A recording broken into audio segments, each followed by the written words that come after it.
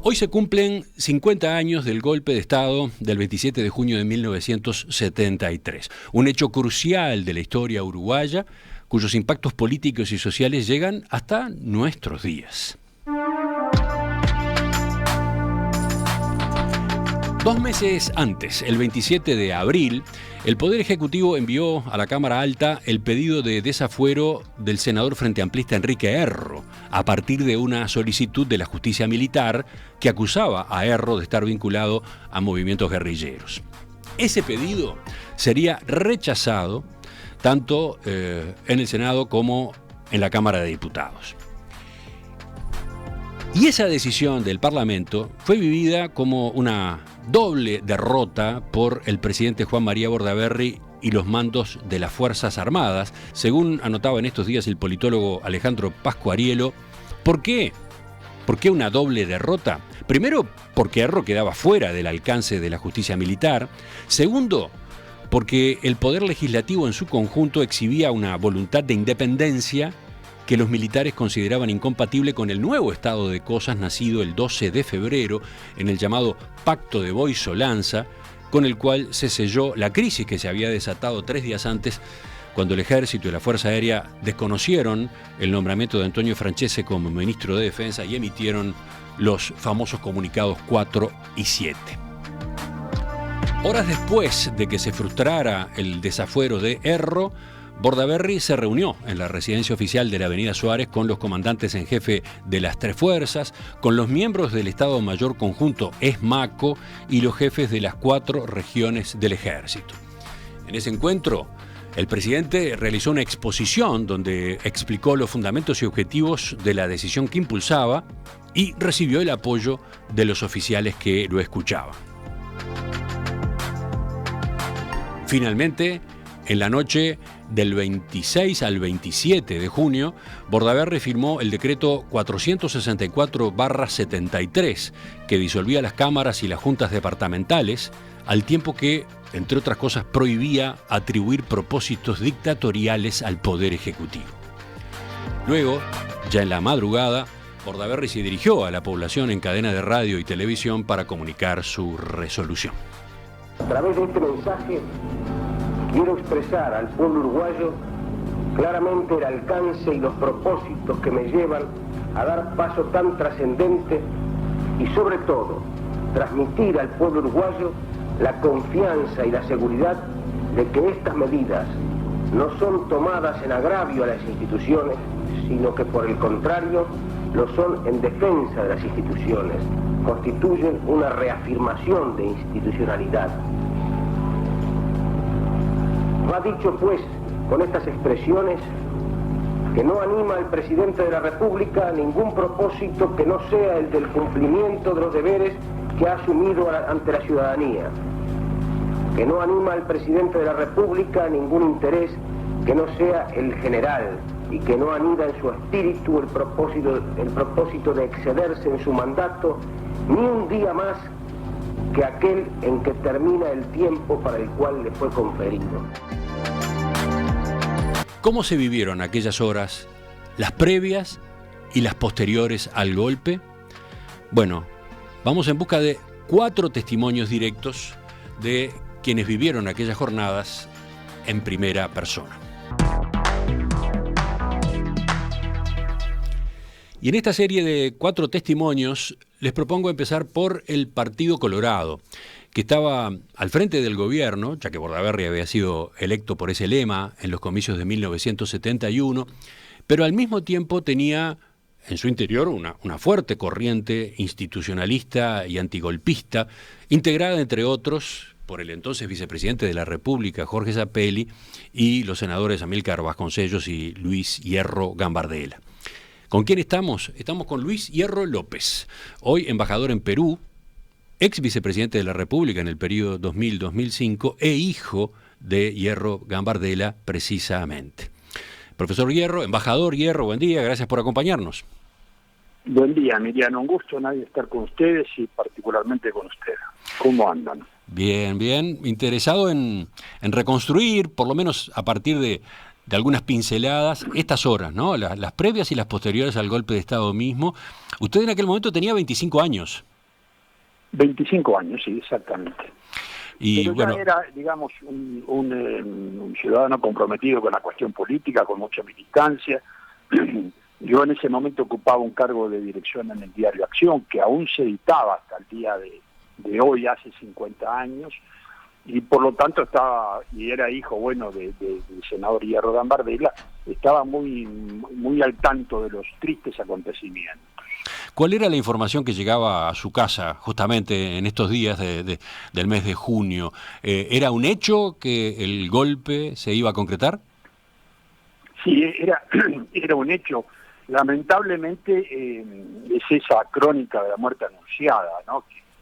El librillo ese de García Márquez, porque esto venía agonizando desde febrero, y yo diría que si hacemos una mirada de larga duración, desde mucho antes.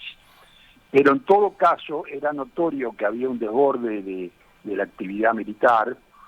Yo recordaba estos días que en mayo del año 72, un obrero de la construcción, Luis Batalla, murió como consecuencia de las torturas en un cuartel de 33, y esto había sido motivo de una investigación que hicimos en Acción, hicimos editoriales, notas. Como el asunto quedó en la reserva de la justicia militar, no se pudo avanzar, pero era indudable que había ya entonces una avanzada militar.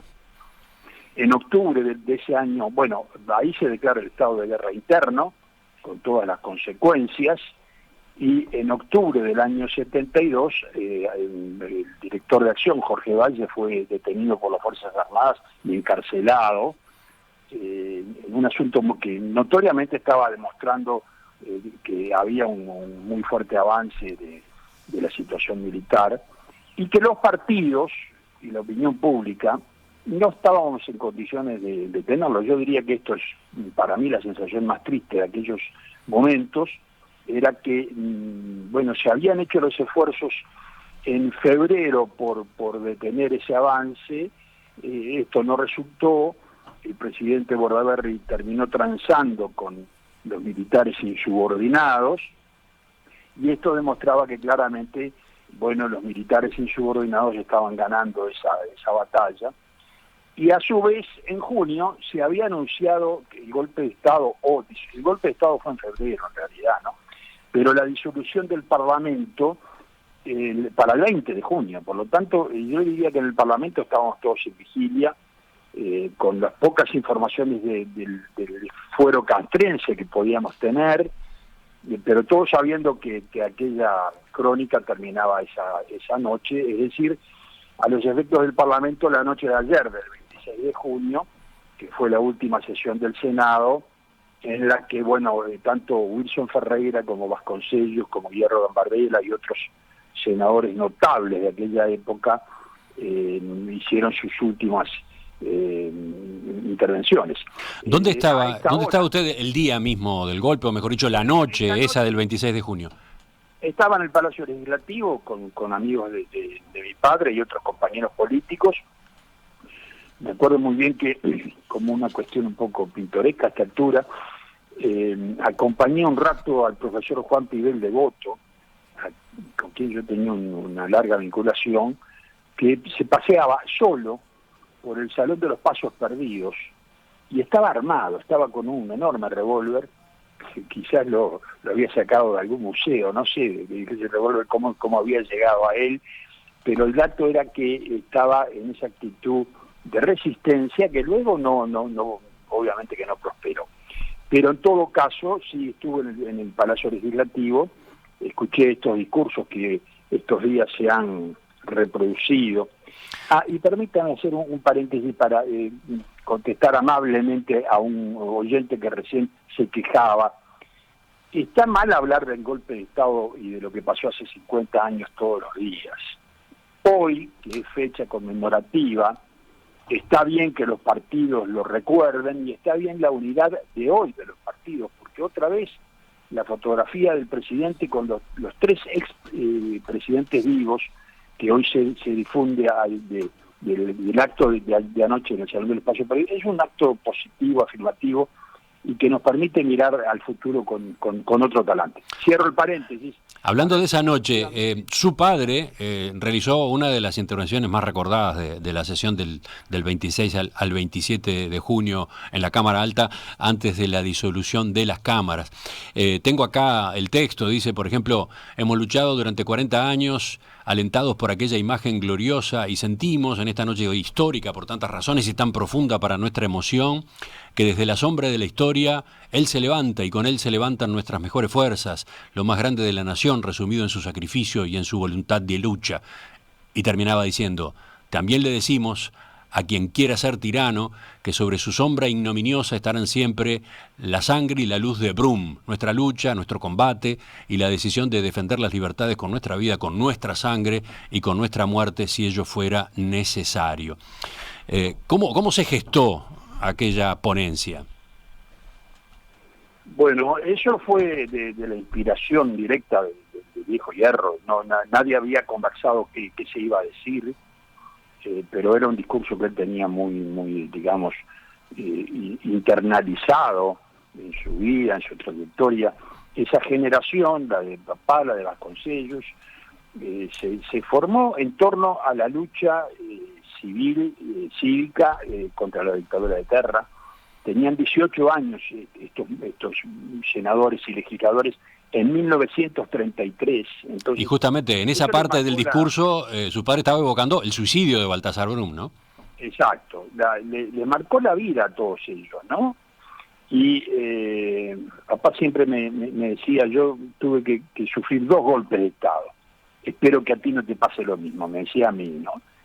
Como diciendo, bueno, se termina esta etapa de los golpes de Estado, este va a ser el último. Y bueno, esperemos que haya sido el último, porque lo que nos queda a todos es la sensación de que, más allá de que la opinión pública entonces efectivamente había una opinión pública a favor del golpe de Estado, esto hay que reconocerlo, y más allá de la interpretación que hoy se haga histórica de que fueron primero los tupamaros o después la represión militar, o todo eso está bien, cada uno que haga lo suyo, pero por encima de eso hay un compromiso colectivo que la ceremonia de ayer a la que contribuye a ese compromiso. Nunca más repitamos los errores. Errores de todos. Los partidos políticos estaban desunidos, los partidos y los líderes estaban peleados. Por ejemplo, el Parlamento no llegó a sesionar en febrero, en los días del febrero amargo. Sabe que se fue un poquito su voz y perdí parte de la pregunta. No, le decía a propósito de cómo se comportaron, cómo reaccionaron los partidos políticos, que en los días del febrero amargo el Parlamento no llegó a sesionar, estaba en receso y no se reunió, ¿no? Sí, bueno, pero era yo diría que una actitud de expectativa para darle espacio a los líderes a que tuvieran chances de hacer algo. Me parece que en ese caso no fue una omisión, sino una táctica, digamos. Lo que sí era notorio es que el Parlamento tenía una gran discusión interna que precisamente se produjo a partir de abril del año 72 respecto al alcance de la intervención militar. La intervención militar, como todos sabemos, se declaró el 14 de abril con un estado de guerra interno, que es un instrumento constitucional establecido en la Constitución de la República y en las facultades del Parlamento, y a los 3 meses, en agosto, las Fuerzas Armadas dijeron que habían terminado la guerra, ¿no? Entonces, lo que el Parlamento no aceptaba, y yo creo que en ese caso tenía razón Jorge Valle cuando denunció la intervención militar en octubre, y Amílcar Vasconcellos cuando hace toda esa lucha, esa prédica en febrero del año 73, de que había un desborde militar más allá de lo que el Parlamento había establecido, y desborde militar que todos sabemos que después históricamente fue absolutamente nocivo y además innecesario, porque ya la guerra interna estaba terminada. Entonces, ahí sí había una gran discusión parlamentaria que, bueno, era lo que diferenciaba, pero las diferencias están en la esencia de la vida democrática. Y adentro de su propio partido, la situación dentro de su propio partido, donde había una corriente institucionalista antigolpista fuerte de la que estamos hablando, pero también había otros dirigentes cercanos al presidente en funciones, Juan María Bordaberry, a la línea pachequista, etcétera. Hubo senadores de esa corriente que no entraron a sala en la noche del 26 de junio, ¿no? Sí, es así. Eso si lo miramos con atención ocurría en todos los partidos. En todos los partidos había respaldo a la situación.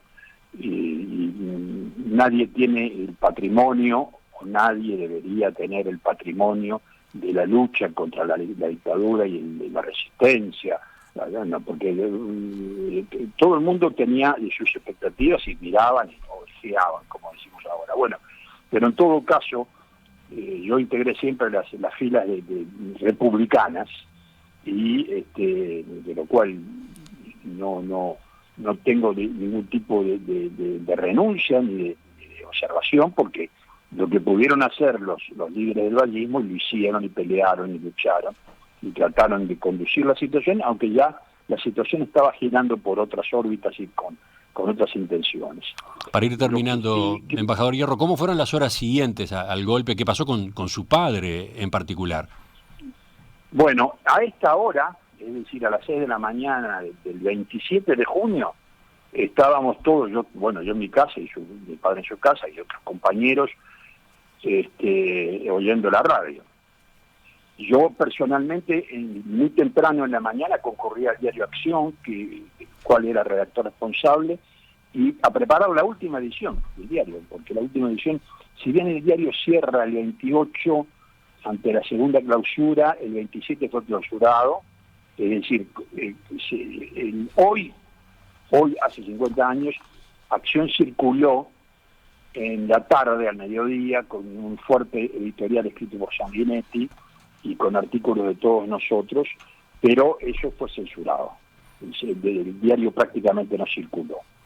Y a la otra mañana ya había una clausura en marcha. Entonces, yo tenía esas obligaciones periodísticas y las tenía que cumplir, ¿no? Recuerdo sí que de tarde estuve con papá y con otros senadores que se reunieron en la casa de un amigo a intercambiar opiniones, pero todos a la expectativa de si esto venía para largo o para corto. Y sabe una cosa, eran viejos sabios, porque todos decían y entendían en aquel momento que la situación militar venía para quedarse largos años. Nadie dijo 12 o 15 o 10, pero nadie pensaba que se arreglaba en cuestión de semanas o de meses. Era un largo proceso que por lo tanto iba a desembocar en una dictadura como desembocó, dura, larga, penosa, y bueno, con las secuelas que le ha dejado al país hasta ahora. Luis Hierro López, hoy embajador en Perú, ex vicepresidente de la República, le agradezco su participación esta mañana en Perspectiva y su testimonio. Al contrario, Emiliano, yo le agradezco mucho la oportunidad de estar con ustedes. Un abrazo.